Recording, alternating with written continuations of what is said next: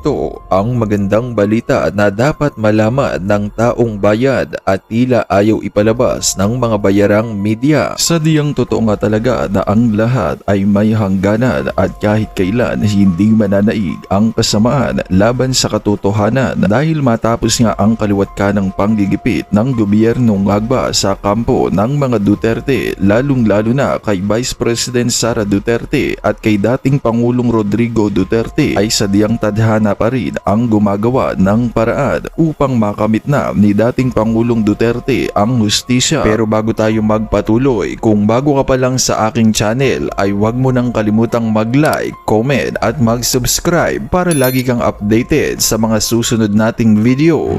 EJK cases dapat dinggin sa mga hukuman sa Pilipinas. Iginiit ni Senador Bam Aquino na ang mga kasong may kaugnayan sa umano'y extrajudicial killing sa panahon ng administrasyon ni dating Pangulong Rodrigo Duterte ay dapat litisin sa mga korte sa Pilipinas at hindi sa isang international tribunal. Sa panayam sa unang balita, binigyang diin ni Aquino na mahalagang harapin sa bansa ang mga nangyaring umanong pagpatay at isulong ang hustisya sa sariling jurisdiksyon. Ayon pa kay Aquino, mas magiging makahulugan ang paghahanap ng katarungan kung dito mismo sa lugar kung saan naganap ang umano'y mga krimen isasagawa ang proseso. Gayunpaman, nilinaw ng senador na iginagalang diya ang kasalukuyang proseso sa ICC na nakabase sa The Hague, Netherlands. Anong masasabi nyo dito mga kababayan? At para sa buong detalye ng balita, narito't panoorin pa natin ang full video. Alam mo ba kung sino ang nagsabi na hindi, tama na dito dapat sa Pilipinas yan ginaganap? Ha? Ganon? Dapat kaya lang siguro noon pa siya nagsalita. Pero sabihin na natin, Hindi, kasi baka na wrong choice sila. Nung desisyon. Kasi desisyon na dapat doon. Di ba? Binalik dito. So may mga napumili, wrong choice. Wrong choice. Na wrong choice yan. Oh. Alam mo ba kung sino nagsalita nito? Sino? Ito pong si Senador Bam Aquino. Yan ang sinasabi ko. Bam Aquino. Senator Bam, magaling yan. Paano ngayon? Nag-iisip yan kontra ito ngayon doon sa mga stand ng ilang kasama niya sa liberal. Diyan, di ba liberal sila? Hindi, si Senador Bam, may sariling paninindigan niya. Kilala ko yan Kababata ko yan. Kaya dapat, kung ano ang tama, kung ano yung nasa batas, kung tayo. Bilang isang abogado si Senador Bam. Hindi siya abogado. Ay, di ba? Hindi. Pero bilang nakakaintindi ng batas, kung hindi mo sa abogado, tama yun, Nelson. Ang sabi niya dito, sa Pilipinas dapat litisin ang kaso ng mga sinasangkot sa umano ay extrajudicial killing noong panahon ng war on drugs sa halip na sa International Tribunal. Ginawa niya ang pahayag matapos tukuyin ng ICC bilang co-perpetrators sa crimes against humanity ng Pangulong Duterte, sina Bongo at Ronald Bato de la Rosa. Yan. Sa isang interview, sinabi niya, dapat harapin ng Pilipinas ang patayang nangyari at pagpupursige ng hustisya dito sa bansa. Harapin dito sa Pilipinas. Dito. Yan. Ang mga biktima at kanilang pamilya ay narito rin naman sa Pilipinas. Ayun, Diba, napaka-practical. Andito dapat talaga. Akala ko may nag-sponsor sa kanila, ibibigay sa ICC, sa Netherlands. Hindi ko alam. Yung pamilya. Di ba parang pamilya sila ng ilan? Ayaw ko kasi dito ato sa pag nalalapit na trial parang may mga biktima, kamag-anak ng biktima na iharap daw Hindi ko alam kung makakaharap sila. Meron, nagpamasahe para iba Pamasahe na fair, hindi masahe na massage. Ganun ba? May nagano daw. Sabi ni Senador Bam, the trials for these cases should be ideally be held in the Philippines. Ayun ang tama. Because this is where the victims are. Tama. Di ba? Pilipino ang biktima. Pilipino din ang pinararatangan na may kinalaman sa krimen. Pero ang senador natin, magaling yung Bam Aquino. Sa tingin ko, magiging presidente ito. Malamang. Sino kaya vice president niyan? Baka wrong choice din siya.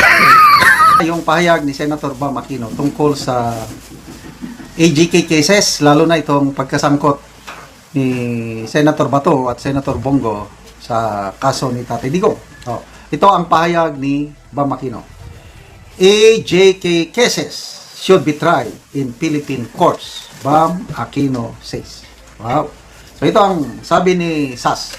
Senator Bam Aquino, sa lahat ng Dilawan Senators, ikaw ang pinaka-favorite ko because you are modern and sensible. Pero sana maging consistent and have more spine to stand up against your crowd. Dahil, sayang ka, you are good here. We can disagree on whether what happened during the Polvoron War was wrong, but we can agree that whatever it was, it must be resolved by our own system and not by foreigners.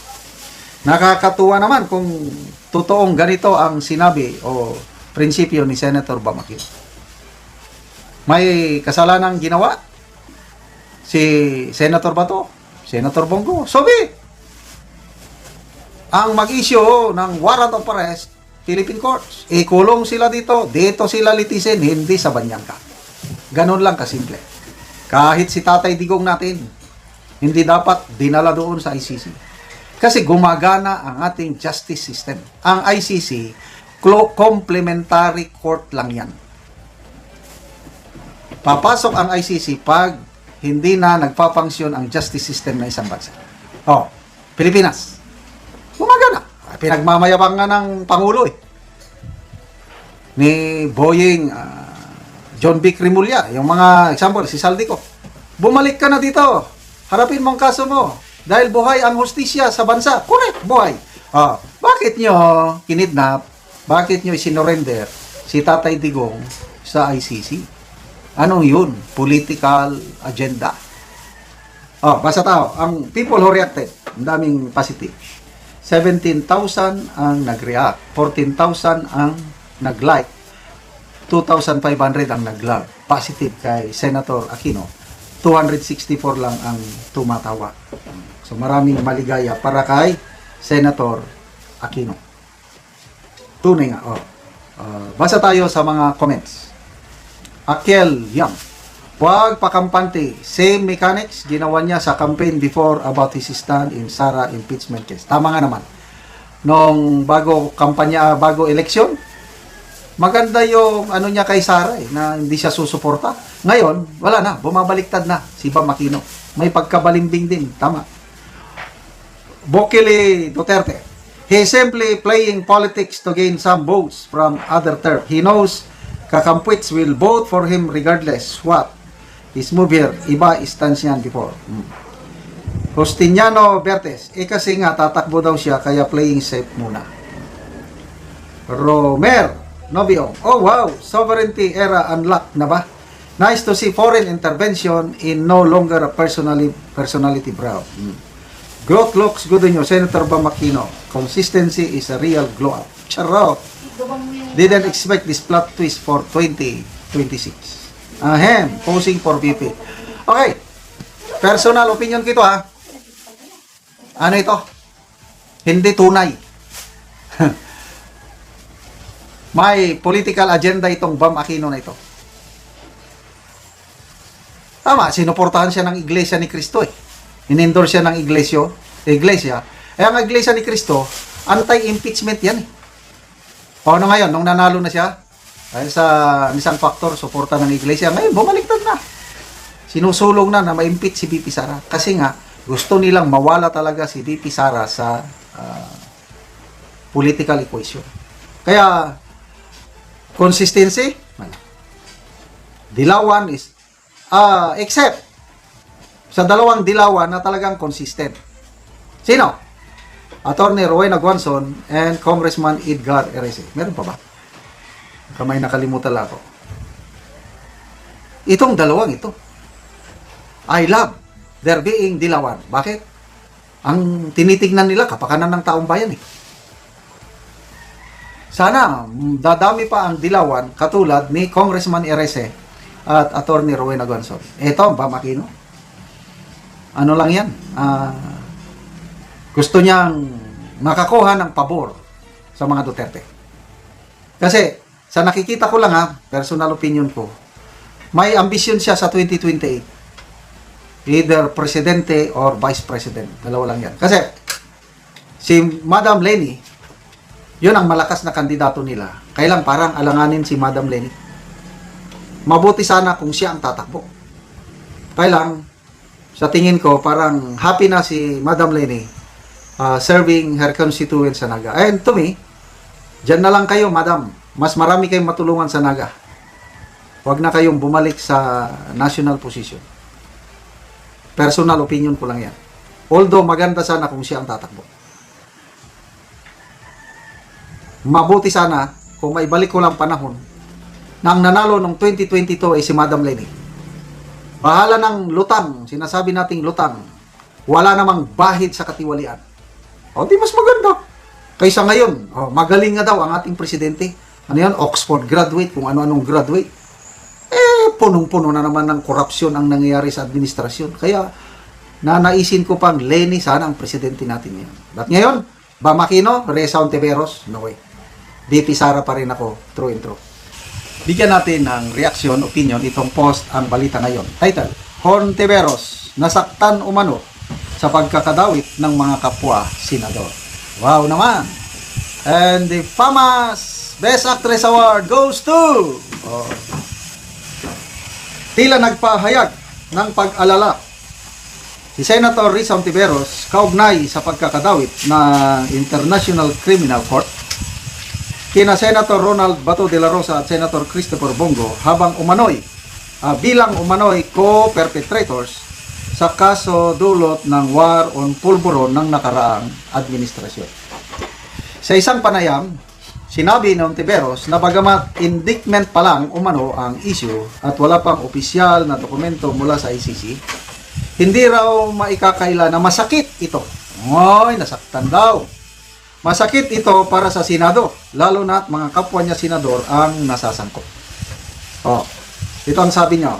Ito na may international scope ay mahirap or even masakit na proseso para sa Senate. Pero kailangan naming harapin as an institusyon. Dagdag pa niya, naninindigan siya sa pahayag ni Senate President Vicente Tito Soto III na may tradisyon ang Senado na walang inaaresto sa loob ng sesyon. Sabi niya, may tradisyon, when the Senate is in session, walang miyembro na ang inaaresto sa loob. Sa kabila nito, binigyan diin ni Ontiveros na personal at institusyonal ang bigat ng issue. Dahil aniya, hindi lamang ito usapin sa batas, kundi ng tiwala ng publiko sa Senado.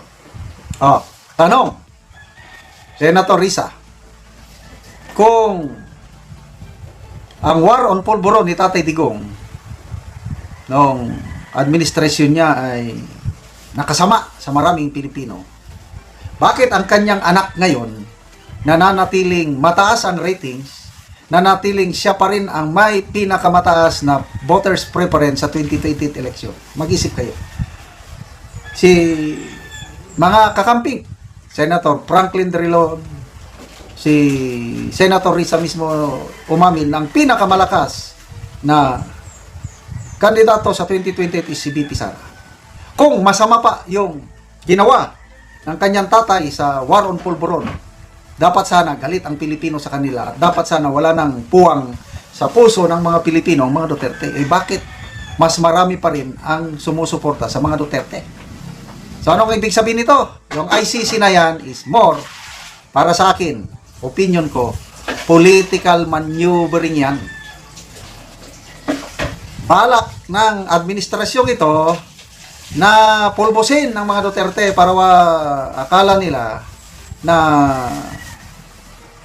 mababalian nila ng spinal column ang Duterte, dudurugin para wala ng lakas sa 2028. Kaya yun, inuna nila si Tatay Digong. Ba't nagkakamali sila? Dahil sa ginawa ninyo kay Tatay Digong namin, lumalakas ang mga DDS. Sa ngayon, wala pang malakas na kandidato na pwedeng makatalo kay VP Sara. Ngayon, impeachment.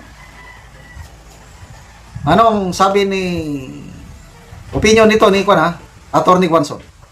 Ang nakikita niyang estratehiya ng mga anti-Duterte, bawasan ang mga senador na papabor kay VP Sara sa impeachment. Kaya yan, 3 senador sa minority, Escudero, Villanueva, and Jinggoy, yan, dinidikdik sa kaso-kaso. Hoping na pag nakasuhan, wala na, maminusan na ang boboto sa acquittal ni VP Sara. So, 3. Tapos ito, 2 senador na naman, ICC. Hoping na magkaroon ng warrant of arrest, Bongo ay magtatago, hindi na makaboto. So, -5 na. So, yung siyam na senador na minority, 4 na lang naiwan.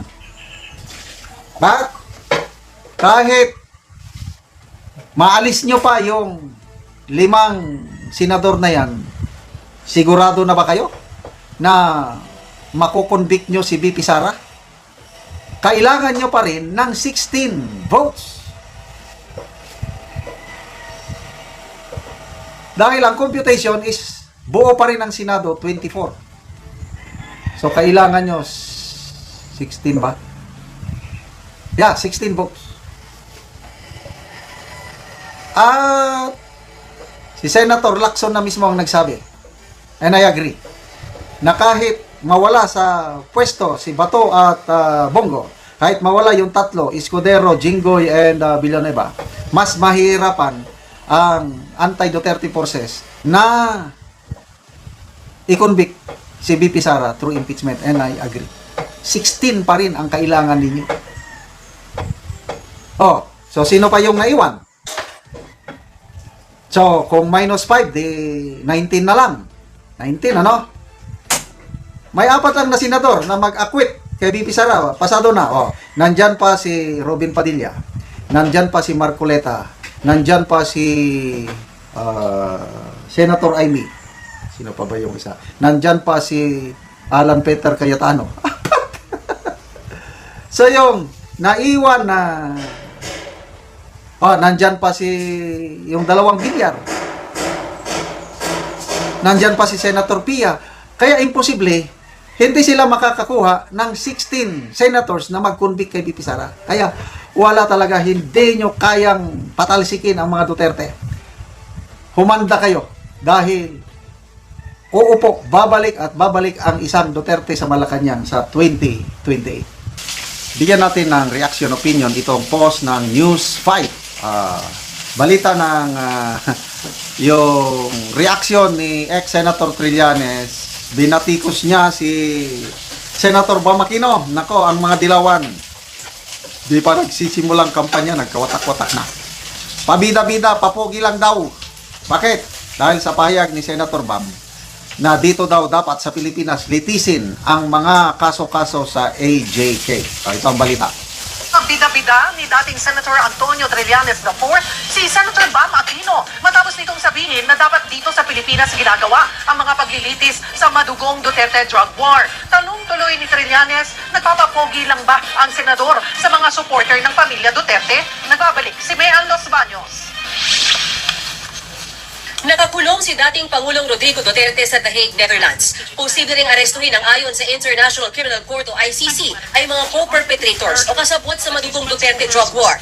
Kung si Senator Bam Aquino raw ang tatanungin, kung tutusin ay dito dapat sa Pilipinas ginagawa ang mga paglilitis sa kanila.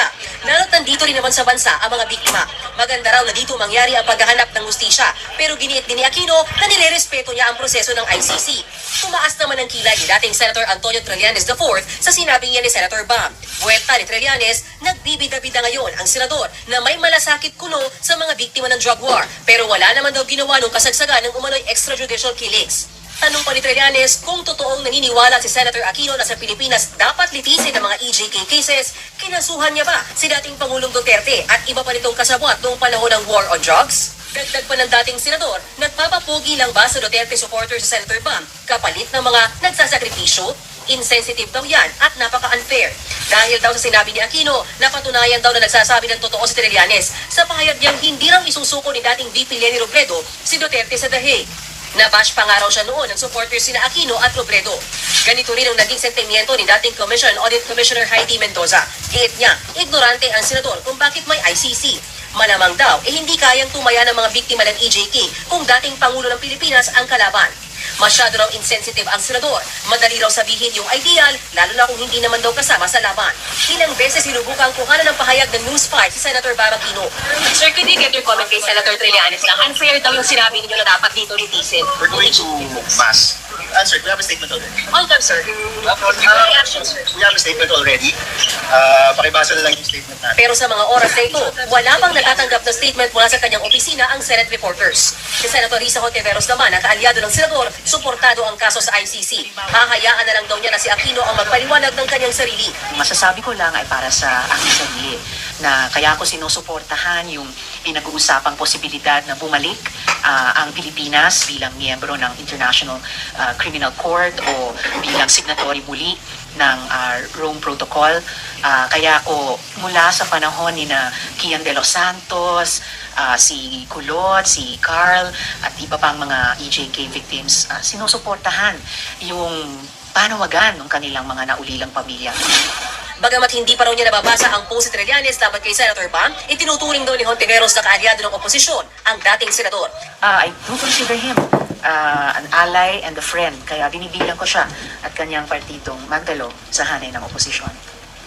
Sa ngayon, nakafocus daw ang oposisyon sa reformation. Nagbabalita mula sa frontline, Mean Los Baños. Yan. Paano na ngayon yung unity na inaasam-asam ni Senator Risa? Diyan pa lang, kakawatak-watak na sila. Okay. Doon sa pahayag ni Senator Bam, agree naman ako doon na dapat dito litisin. Kasi gumagana ang ating justice system.